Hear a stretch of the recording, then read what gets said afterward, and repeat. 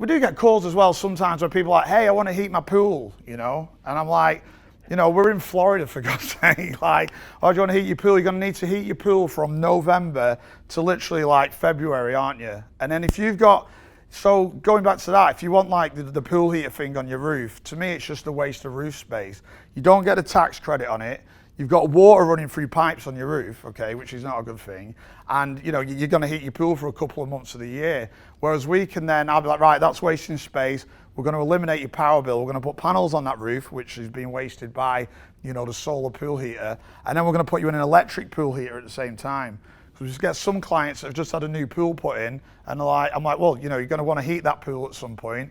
Great thing with the electric pool heater is you can obviously turn your pool into like a giant jacuzzi then during the months that you actually need it, and it's not just there to heat your pool during the cold months. Plus, you're going to get the 30% tax credit on the entire package.